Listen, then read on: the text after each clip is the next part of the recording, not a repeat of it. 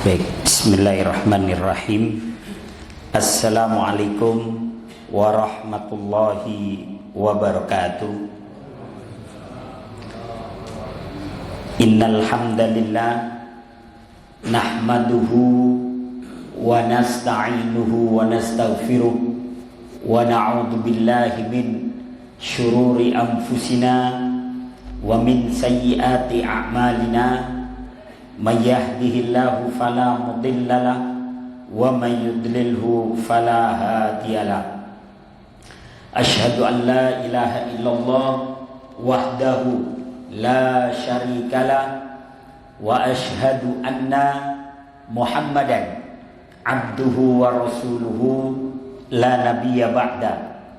Allahumma salli wa sallim ala nabiyyina Muhammad wa ala alihi washabihi ajmain, amma ba'du.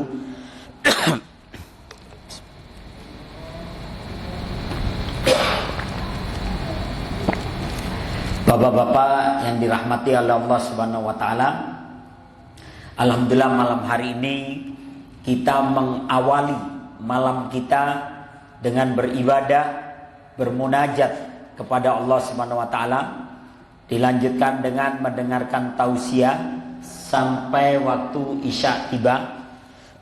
Mudah-mudahan duduk dan hadirnya kita di tempat yang mulia ini senantiasa menjadi pemberat timbangan amal baik kita nanti yaumul qiyamah. Amin ya rabbal alamin.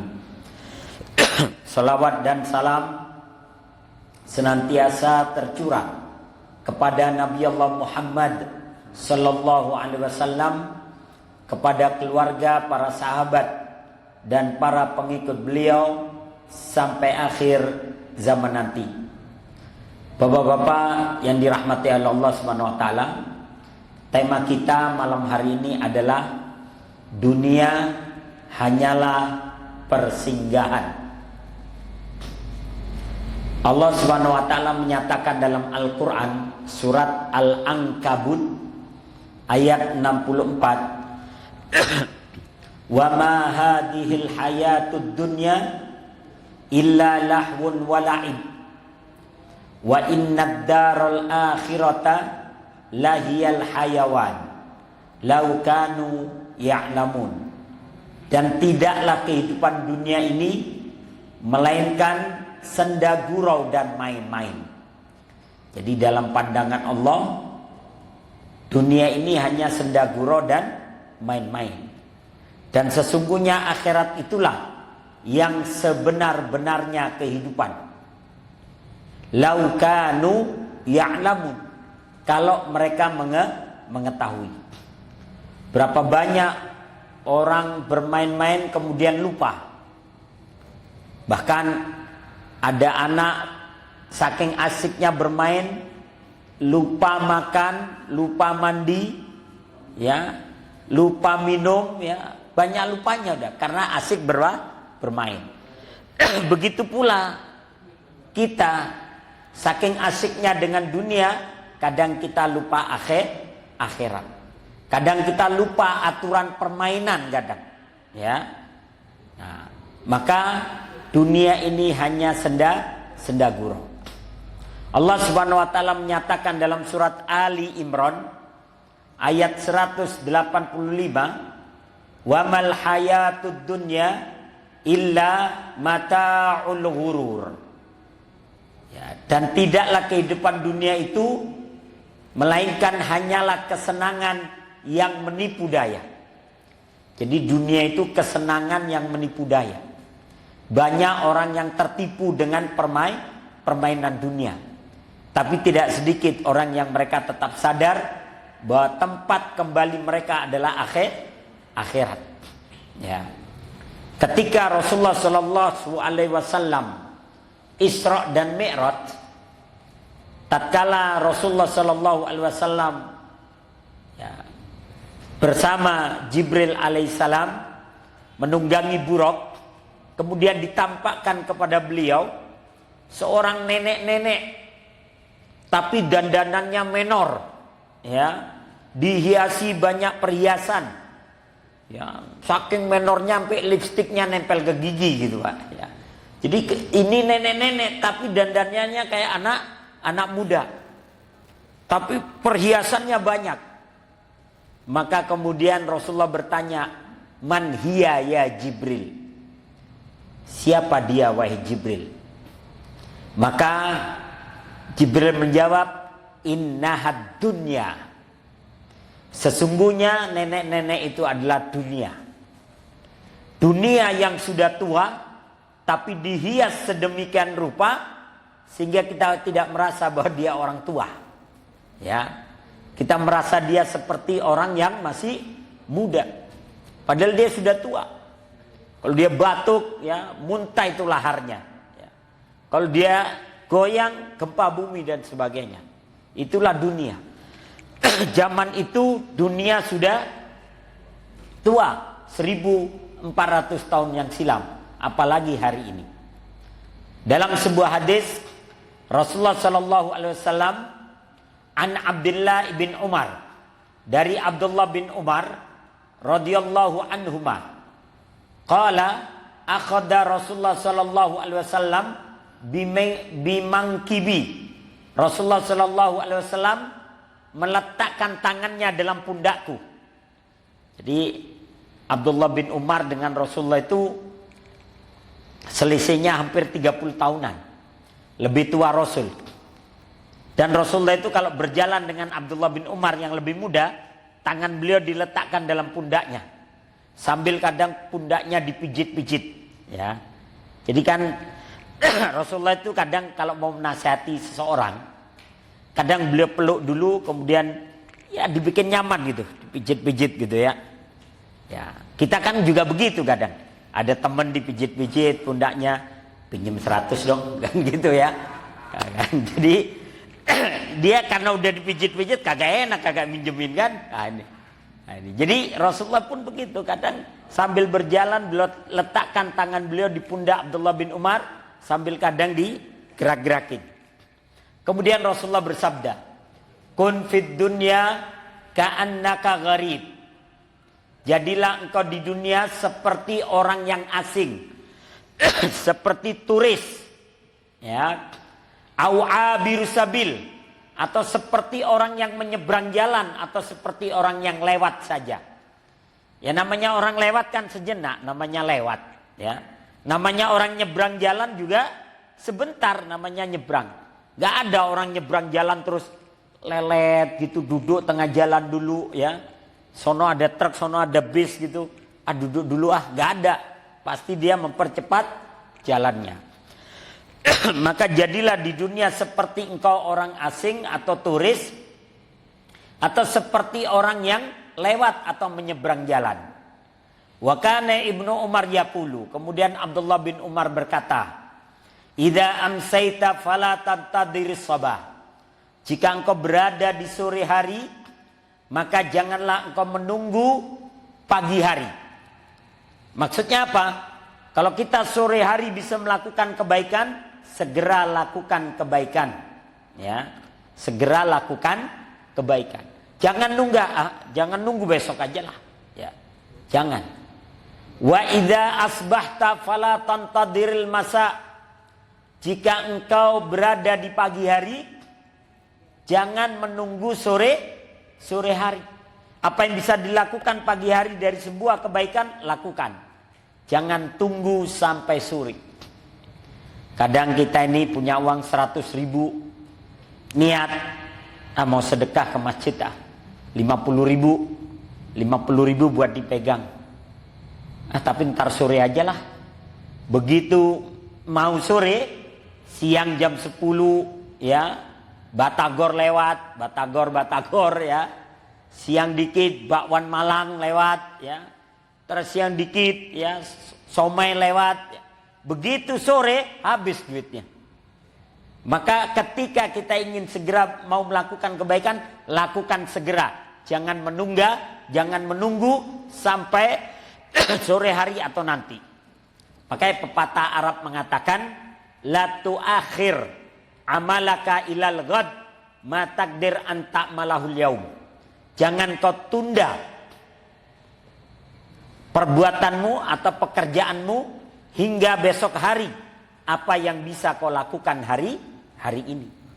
Karena kalau ditunda besok ada pekerjaan lain lagi Pak yang menunggu kita.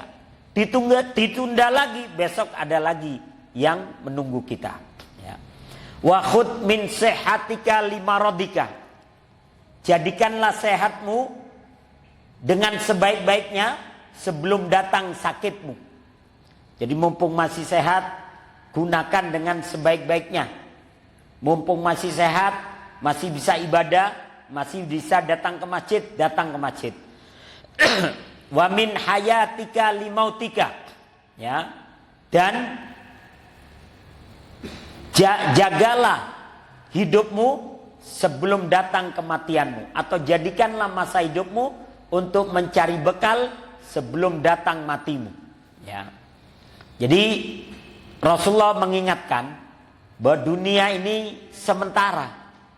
Jadilah engkau seperti orang asing, seperti turis. Karena turis itu Pak, yang beneran turis ya, bukan mau nyari kerjaan di di negeri orang, bukan. Yang namanya turis itu sekedar datang, main sebentar, kemudian dia pulang. Ya, itu turis. Ya. Dia akan kembali lagi ke negerinya. Nah, kemudian dalam riwayat yang lain, Rasulullah Shallallahu Alaihi Wasallam menyatakan, "Kun fid dunya ka'annaka gharib, au abiru sabilin, wa udda nafsaka fi ahlil kubur." Kun fid dunya ka'annaka gharib. Jadilah engkau di dunia seperti orang asing, seperti itu turis. Au abiru sabil, atau seperti orang yang lewat, atau seperti orang yang menyeberang jalan. Namanya orang lewat itu nggak mampir Pak, lewat doang, ya. Mampir dong, enggak, cuman lewat gitu. Ya. Kalau dia suruh mampir lama lagi nanti, ya. Apalagi ada kopinya, ada pisang gorengnya, tambah lama lagi. Tapi kalau dia lewat, walaupun di situ ada kopi, ada teh, ada pisang goreng, enggak, aneh cuman lewat. Aneh mau melanjutkan perjalanan, ya. Nah ini. Jadi au abir sabil, wa udda nafsaka min ahlil kubur, dan hitunglah dirimu termasuk dari penghuni kubur. Kalau kita itu menyadari bahwa suatu saat kita akan dikubur, suatu saat kita akan mati, kita akan berhati-hati Pak dalam kehidupan. Mau melakukan ini takut, nanti dikubur pasti ditanya. Mau melakukan ini, oh nanti di akhirat pasti ditanya. Kenapa? Kita pasti mati. Tapi kalau orang nggak ingat mati Pak, nggak pernah sadar akan dikubur, jahatnya naudzubillah Pak. Ya, ada seorang suami nikam istrinya di sini Pak, nancep itu ini ya, apa pisaunya itu sampai dibawa ke rumah sakit masih nancep. Ya, ada di Lampung apa di mana itu, ya, pegawai pabrik perempuan diperkosa sama beberapa orang, kemudian mohon maaf cangkul dimasukkan ke dalam kemaluannya. Ya. Kenapa? Dia nggak sadar bahwa suatu saat dia akan mati, suatu saat dia akan dikubur. Ya. Di Jagakarsa juga baru-baru ini ada seorang suami membunuh istrinya, membunuh anak-anaknya, kemudian dia mau bunuh diri nggak mati, ya, akhirnya ketangkap. Berita barusan tadi pagi, satu rumah bunuh diri, ya, karena masalah ekonomi.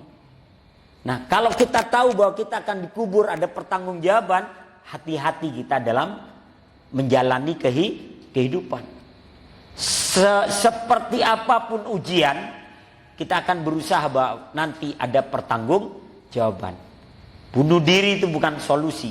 Bunuh diri justru mengantarkan kita kepada neraka jahanam selamanya. Naudzubillahi min dalik, ya.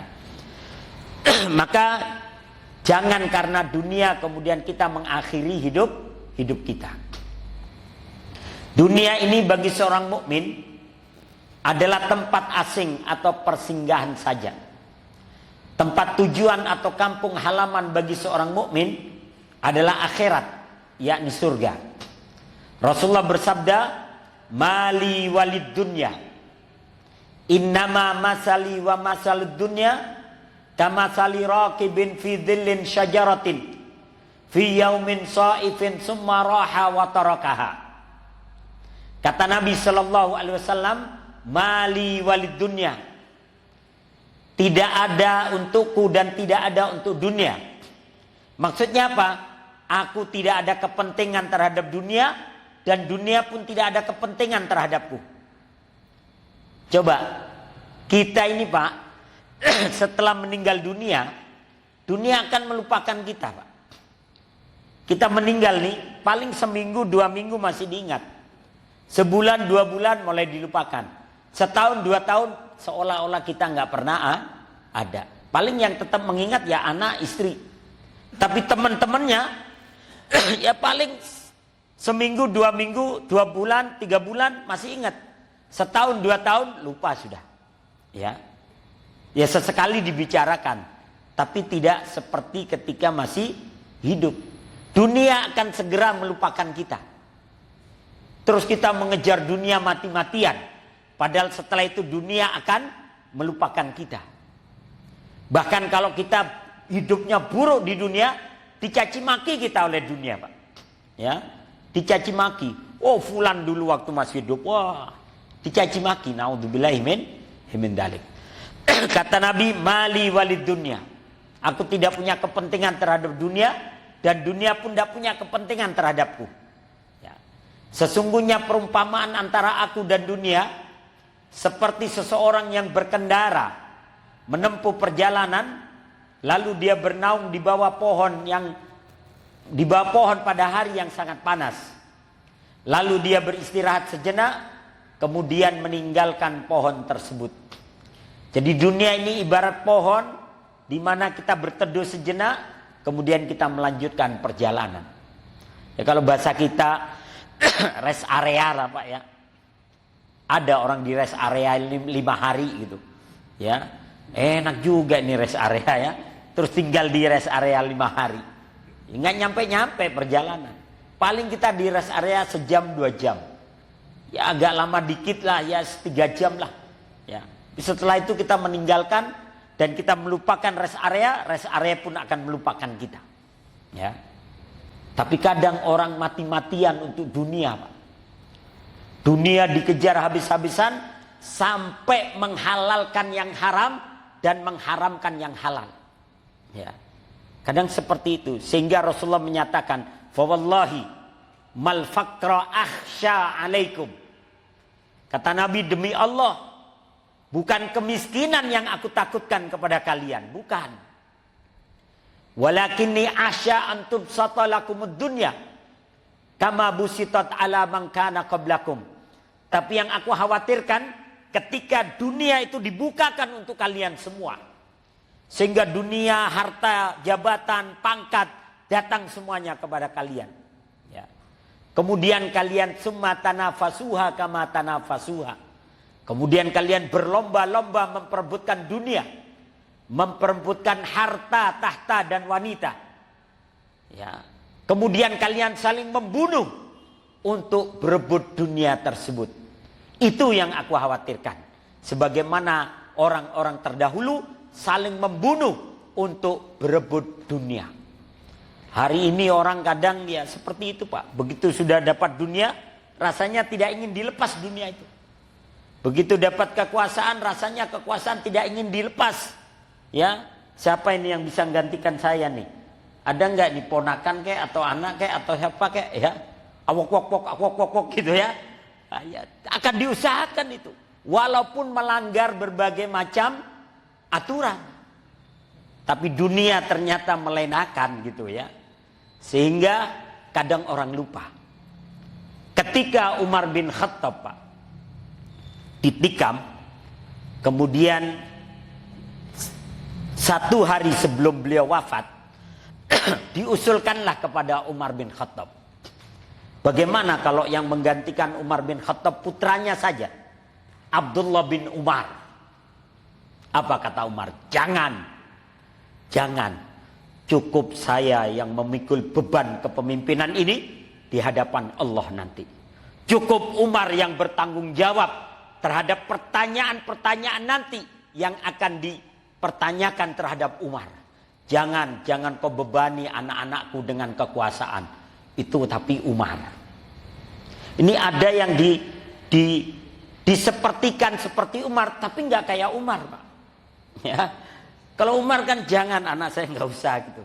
Ada yang disepertikan kayak Umar, tapi nggak kayak Umar juga gitu. Nah ini, jadi dunia terlalu melenakan.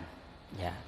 Bahkan banyak di antara orang itu yang kemudian berubah ketika mendapatkan dunia. Kecuali mereka yang tetap istiqomah. Salah satu pemimpin yang luar biasa yang istiqomah dengan kesederhanaannya adalah Abu Ubaidah Ibnul Jarrah. Ya. Dan nama itu hari ini booming, Pak. Karena di Palestina ada nama juru bicara Hamas, namanya Abu Ubaidah. Kata-katanya luar biasa itu Abu Ubaidah. Dulu ada pemimpin perang namanya Abu Ubaidah Ibnul Jarrah. Dia diangkat oleh Umar menggantikan Khalid bin Walid menjadi panglima perang. Khalid menjadi bawahannya. Kemudian setelah dia menaklukkan wilayah Palestina, Abu Ubaidah kemudian diangkat menjadi gubernur Palestina. Begitu diangkat jadi gubernur Palestina, Umar datang mendadak. Ingin melihat kondisi Palestina ketika itu. Ternyata rakyatnya makmur. Semuanya subur. Rumahnya bagus-bagus. Begitu Umar datang ke rumah gubernurnya yang bernama Abu Ubaidah Ibnul Jarrah, rumahnya kecil. Cuman terbuat dari tembok, dari tanah saja. Tidak ada perabotan yang mewah. Nggak ada sofa, nggak ada spring bed. Yang ada cuman kasur tipis, kemudian peralatan perang, baju perang, pedang, tombak, sama tameng, sama kuda, kemudian peralatan dapur seadanya.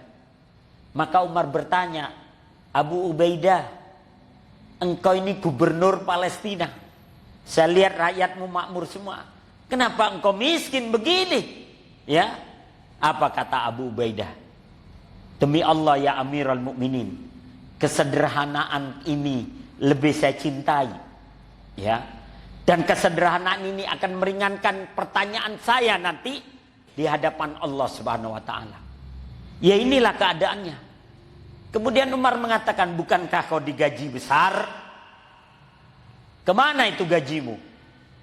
Aku hanya mengambil 1/3 dari gajiku, 2/3-nya aku bagikan kepada orang-orang yang membutuhkan. Itu Umar langsung menetes air matanya, Pak. Sehingga Umar berkata kepada Abu Ubaidah, "Ghayyaratna dunya illa anta ya Aba Ubaidah." Dunia telah merubah banyak orang, tapi tidak merubah engkau, wahai Abu Ubaidah. Kenapa? Dunia hanya di tangannya saja, tidak ada di hati Abi Ubaidah. Inilah para sahabat, ya. Dan dia sadar bahwa dengan kesederhanaan itu mereka lebih ringan pertanyaannya nanti di hadapan Allah. Imam An-Nawawi berkata, makna hadis tersebut, janganlah terlalu condong terhadap dunia. Janganlah menjadikan dunia sebagai kampung halaman. Jangan bisiki dirimu untuk tetap di dunia. Jangan kau kaitkan hatimu dengan dunia. Sebagaimana seorang asing tidak terkait hatinya dengan sesuatu selain yang ada di kampung halamannya. Maka seorang musafir, dia akan teringat kampung halamannya. Dia akan kembali kepada kampung halamannya. Ali bin Abi Thalib menyatakan,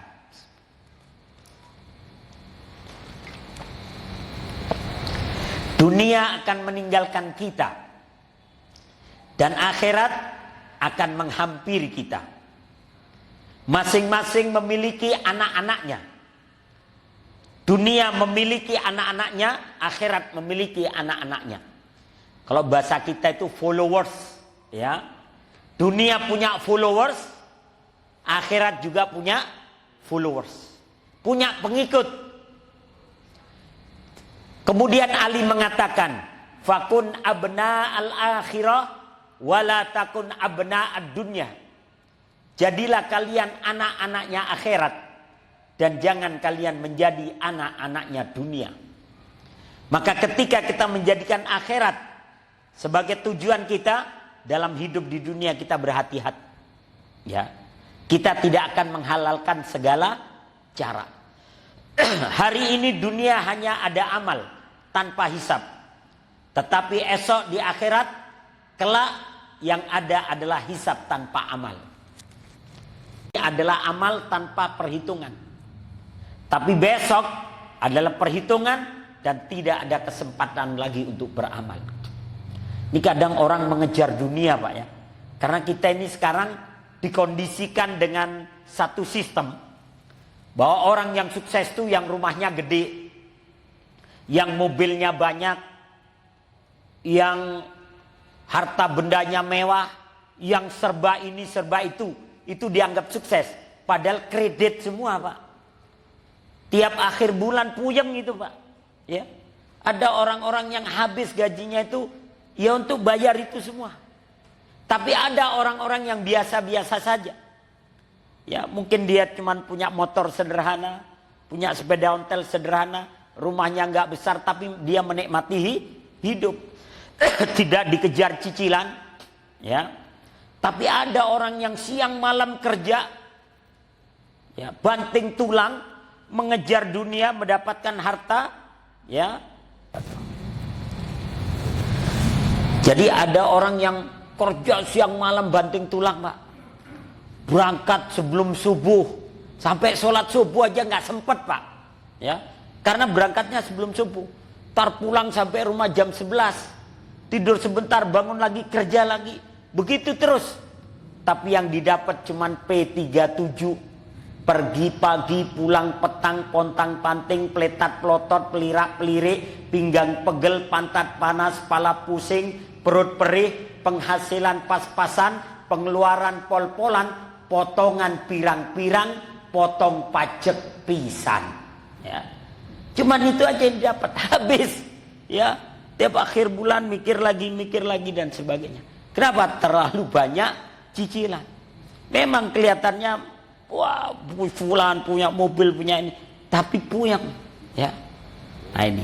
Tapi ada orang-orang yang tenang dalam hidupnya. Dia jalani apa yang Allah kasih, dia terima. Yang tidak, dia bersabar, ya. Nah ini. Jadi hari ini adalah amal tanpa hisab.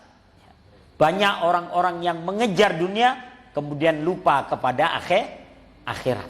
Ya. Ajaran ini bukan berarti kita harus menjauhi harta. Bahkan para sahabat Nabi adalah orang-orang kaya. Ya. Tapi kekayaan mereka tidak lantas membuat mereka lupa akan akhirat. Untuk itu Ali bin Abi Thalib menjelaskan bahwa zuhud itu tersimpul pada dua kalimat dalam Al-Quran. Yaitu likaila ta'sau ala ma fatakum. Supaya kalian tidak bersedih karena apa yang lepas dari tangan kalian. Jadi orang yang zuhud terhadap dunia, orang yang tidak tamak terhadap dunia, sesuatu yang lepas dari dia, dia tenang aja. Enggak kemudian panik atau apa dan sebagainya. Ya. Wala tafrahu bima atakum, dan tidak merasa bangga dengan apa yang ia dapatkan. Jadi orang zuhud itu cuma dua. Kalau kehilangan sesuatu biasa, kalau mendapatkan sesuatu juga biasa, tidak terlalu euforia. Kan ada, mohon maaf ya, ada orang punya uang 1 juta, hilanglah yang 50.000, entah hilang atau dia lupa belanja, makan bakso atau apa, pokoknya 50.000 itu menurut dia hilang. Wah, panik itu. Semua seisi rumah dimarahi. Lu lihat duit saya enggak? Anaknya dimarahi, suaminya dimarahi, pembantunya dimarahi. Seisi rumah dimarahi. Karena 50.000 hilang. Dia lupa bahwa yang dia genggam itu masih 950.000. Dia sibuk sama yang hilang, dimaki-maki semua seisi rumah, dia lupa yang 950.000 masih di tangan. Tapi orang yang zuhud, dia punya 1 juta, hilang 50 misalnya, dia masih bersyukur, alhamdulillah Allah masih sisakan untuk saya 950.000. Tapi orang yang tamat terhadap dunia, yang 50 itu buat cari kemana-mana Pak, sampai nanya tetangga kalau perlu. Ya, itu orang yang tidak zuhud itu. Ya, ada orang yang punya mobil baru, kesenggol sama motor, spionnya tek, baret, dia cuman udah mas nggak apa-apa mas, jalan aja, biasa aja. Tapi ada orang yang mobilnya juga nggak baru-baru amat, kesenggol, ditabrak yang nyenggol Pak, buak, matilah ya, masuk penjara akhirnya. Ya, jadi ada yang seperti itu. Tapi kalau orang yang zuhud, ketika ada orang nyenggol atau gimana mas? Yaudahlah nggak apa-apa lah, jalan aja. Beres nanti saya beresi sendiri, saya perbaiki sendiri. Orang, tapi ada yang cuman kesenggol dikit, wah, digebukin kadang Pak, ya, yang punya motor, wah ya seperti itulah. Maka orang yang zuhud terhadap dunia, dia tidak merasa bersedih terhadap apa yang hilang dari dia, karena dia akan melihat nikmat yang masih ada. Maka orang yang zuhud, orang-orang yang tidak bersedih terhadap apa yang hilang dan tidak merasa bangga dengan apa yang ia dapatkan. Orang yang tidak bersedih karena kehilangan sesuatu darinya dan tidak bersukaria karena apa yang ia miliki, itulah orang-orang yang zuhud. Dan rata-rata orang zuhud itu hartanya banyak tapi sederhana kehidupannya.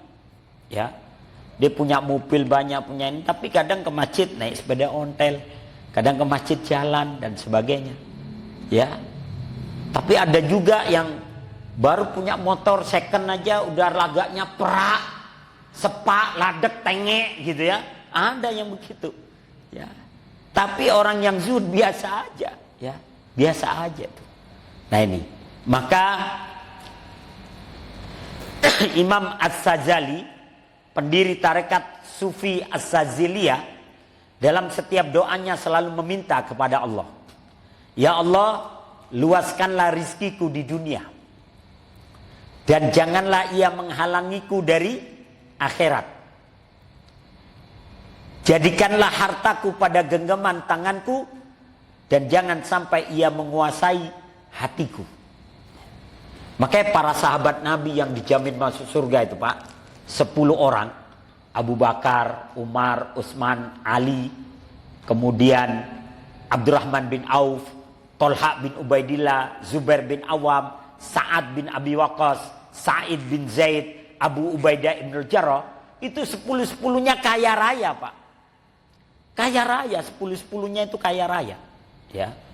Dan 10-10-nya itu nanti jadi pejabat. Ada yang jadi khalifah, ada yang jadi panglima perang, ada yang jadi komandan perang. Dan 10-10-nya ulama juga. Jadi bisnismen juga, ulama juga, pejabat juga. Ya. Dan itu sahabat, walaupun Ali itu sempat miskin ya di awal-awal hijrah. Tapi begitu dia jadi panglima perang di pertempuran Khandaq, dia mulai jadi kaya itu. Dan 10-10-nya hidup sederhana. Ya. 10-10-nya hidup sederhana. Nah ini. Maka ya Allah, luaskanlah rizkiku di dunia dan janganlah ia menghalangiku dari akhirat. Jadikanlah hartaku pada genggaman tanganku dan janganlah sampai ia menguasai hatiku. Bahkan ada seorang sahabat namanya Salman Al-Farisi. Salman Al-Farisi itu dijadikan gubernur di Iran karena dia aslinya dari Iran, dari Persia. Ketika jadi gubernur, dia hanya mengambil 1/3 dari gajinya. 2/3 dia bagikan kepada orang-orang. Dan untuk menambahi kehidupannya dia membuat anyaman itu Pak. Anyaman bikin topi, anyaman bikin buat masak, apa itu dan sebagainya. Ya. Kemudian ketika Salman itu mendapatkan harta dari Madinah, tunjangan lah kalau bahasa kita. Karena pejabat itu setiap Ramadan oleh Umar dikasih tunjangan. ketika Salman itu mendapatkan tunjangan untuk membuat rumah, dia buat rumah sederhana saja. Dan dalam satu rumah, dan dalam ruangan rumahnya itu ada satu kamar yang cukup berapa itu? 1,5 meter gitu. Ya, 1,5 meter. Kemudian kali 0,5 meter. Itu kamar dia. Tempat tidurnya Salman di situ. Kalau dia lagi tidak kumpul dengan istrinya, dia tidur di situ. Sampai akhirnya dia ditanya oleh sahabat lain, Salman, kenapa kau buat kamar sesempit itu? Supaya aku merasakan gelapnya kuburan dan sempitnya kuburan. Kalau pejabat kayak gini semua, Pak, nggak ada yang korupsi, Pak. Ya, kenapa? Dia berusaha merasakan sempitnya kuburan. Maka Salman itu aman sampai dia wafat pun dia tidak pernah korupsi, tidak tersandung kasus ini, kasus itu dan sebagainya. Kenapa? Untuk mengingatkan dirinya, dia tidur di kamar itu. Kamar yang berbentuk seperti kuburan. Itulah Salman Al-Farisi. Kemudian orang yang hatinya sehat, dia akan lebih mengutamakan akhirat daripada kehidupan dunia yang fana. Tujuan hidupnya adalah akhirat dan menjadikan dunia ini sebagai tempat berlalu dan mencari bekal untuk akhirat yang kekal. Rasulullah SAW menyatakan, "Man kana fid dunya hammahu, farraqallahu alaihi amrahu, wa ja'ala faqrahu baina 'ainaihi, wa lam ya'tihi minad dunya ila ma kutiba lahu. Wa man kana til akhirah niyyatahu, jamma'allahu amrahu, wa ja'ala ghinahu fi qalbihi, wa atathu dunya wa hiya raghimah." Kata Nabi SAW, barang siapa yang tujuan hidupnya hanyalah dunia, maka Allah akan mencerai-beraikan urusannya. Jadi kalau urusannya cuma cari dunia, Allah jadikan hancur itu urusan dunianya. Ya, menjadikan kefakiran di kedua pelupuk matanya. Jadi merasa miskin, merasa kurang terus.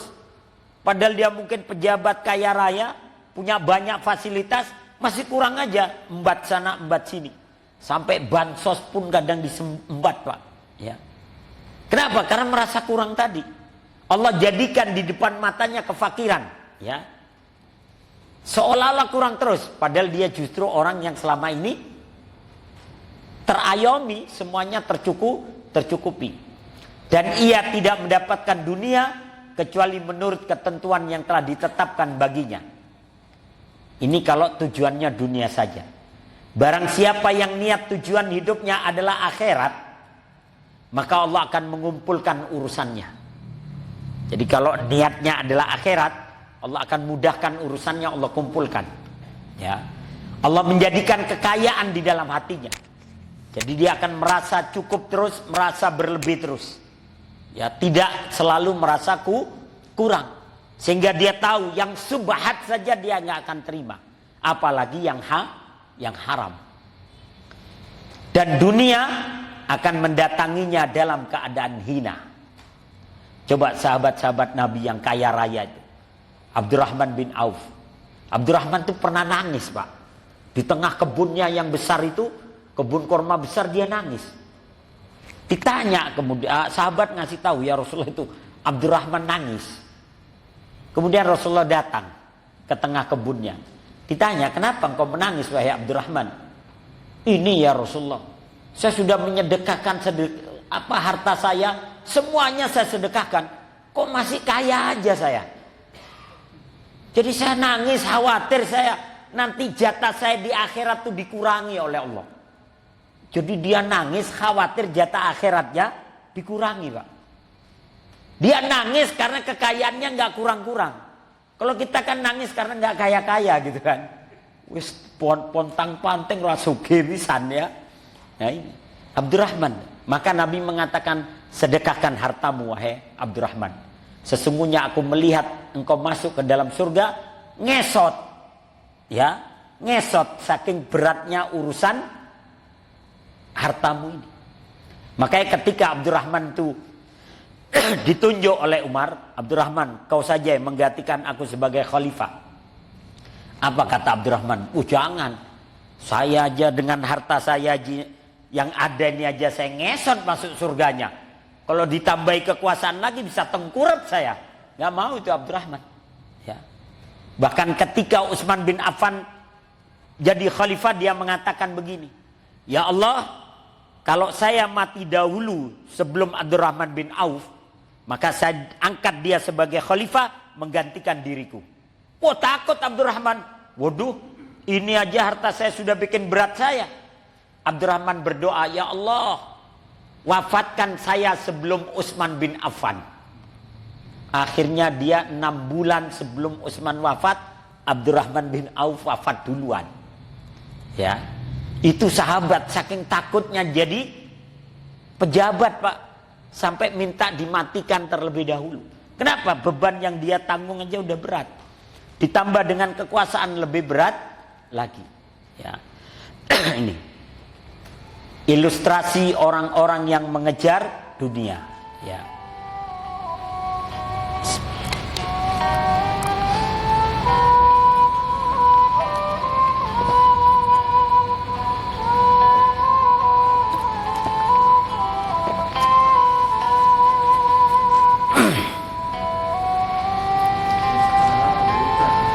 Yang lain pada jatuh kegelapan, yang ini aman, ya.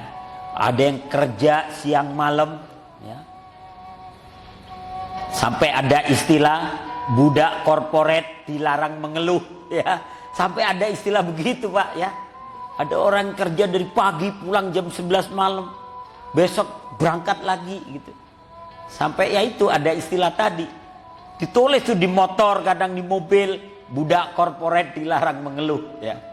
Maka bersyukurlah bapak-bapak masih sempat ngaji, sempat sholat, sempat berkumpul sama anak istri, sempat bercanda sama cucu. Bahagia bapak.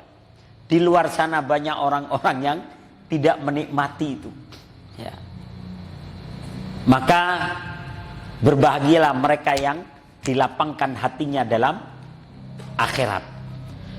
Kemudian Allah Subhanahu wa taala menyatakan, "Wabtaghi fima ataqallahu ad-darul akhirah wa la tansa nasibaka minad dunya wa ahsin kama ahsanallahu ilaika wa la tabghil fasada fil ard innallaha la yuhibbul mufsidin."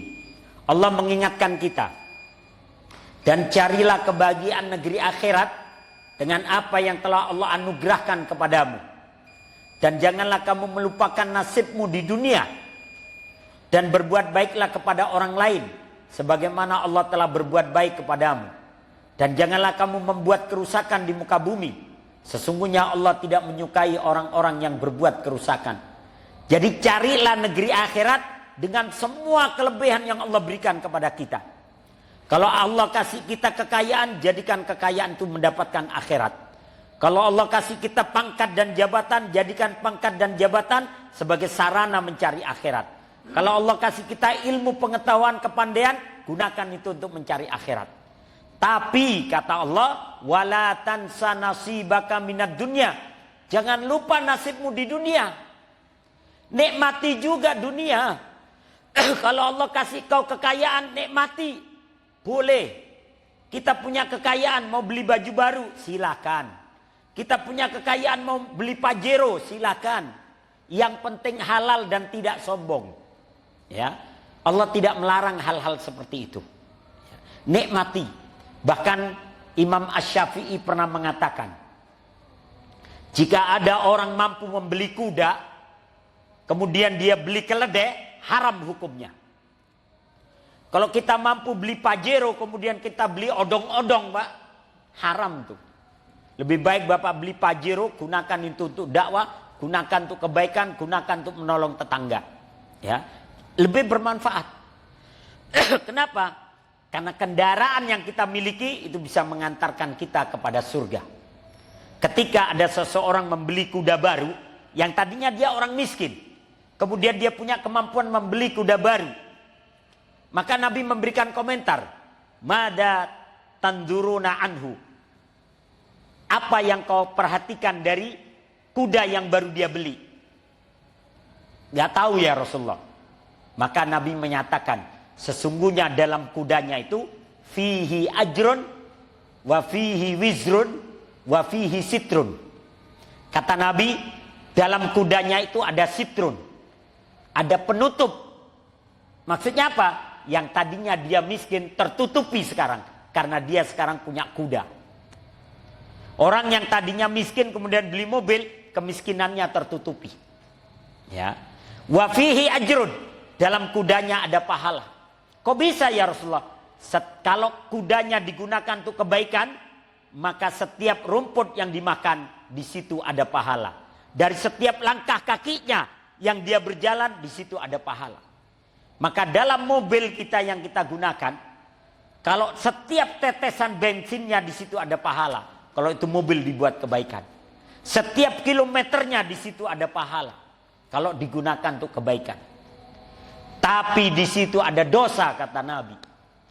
Kalau itu kendaraan digunakan untuk maksiat, maka setiap rumput yang dimakan di situ ada dosa. Setiap langkah kakinya di situ ada dosa. Ya. Setiap tetesan bensinnya ada dosa, setiap kilometernya ada dosa kalau digunakan untuk maksiat. Maka Islam tidak melarang bahwasanya kita menikmati hidup kita. Bahkan Imam Malik itu Pak, kalau beliau mau ngajar di depan murid-muridnya, beliau sengaja itu menghitung uang emasnya, ditaruh dalam petinya itu di depan murid-muridnya. Sampai Imam Syafi'i protes. Loh Imam Malik sampean ini ngitung duit depan kita pamer apa gitu ya. Sampai digituin. Loh sampean itu ulama, kok kaya? Kayaknya kurang pantas ulama kaya itu. Kata Imam Syafi'i begitu. Akhirnya kata Imam Malik apa? Syafi'i, kalau harta kekayaan ini jatuh ke tangan orang-orang kafir atau jatuh ke tangan orang-orang fasik, digunakan untuk apa? Untuk maksiat, untuk memerangi Islam. Nah bagaimana kalau jatuh kepada orang-orang soleh? Bukankah dia akan digunakan untuk kebaikan? Maka ulama kaya nggak masalah. Dan sengaja saya ngitung harta ini depan kalian, supaya kalian tidak mikirin lagi. Ngaji-ngaji aja, nggak usah mikirin bayar saya. Begitu Imam Malik. Makanya pendapat Imam Malik, kalau ada Ustadz Kiai ngajar, minta bayaran, hukumnya haram. Itu Imam Malik. Tapi Imam Syafi'i mengatakan boleh, sepanjang tidak ada permintaan sekian-sekian. Untung saya ikut madhabnya Imam Syafi'i. Jadi sampai segitunya para imam dulu Pak. Ya. Digunakan hartanya untuk mencari keridhaan Allah. Maka sekali lagi, nikmati dunia, tapi tetap tujuan kita adalah akhirat. Maka kata Ali bin Abi Thalib mengingatkan kita kembali, fakun abna ad-dunya, fakun abna al-akhirah. Jadilah kalian anak-anaknya akhirat dan jangan kalian menjadi anak-anaknya dunia. Mudah-mudahan kita tetap fokus sama akhirat kita tanpa melupakan nasib kita di dunia. Itu aja yang dapat saya sampaikan. Mari kita tutup dengan hamdalah dan doa kafaratul majlis. Alhamdulillahirabbil alamin. Subhanakallahumma wa bihamdika asyhadu an la ilaha illa anta astaghfiruka wa atubu ilaik. Assalamualaikum warahmatullahi wabarakatuh.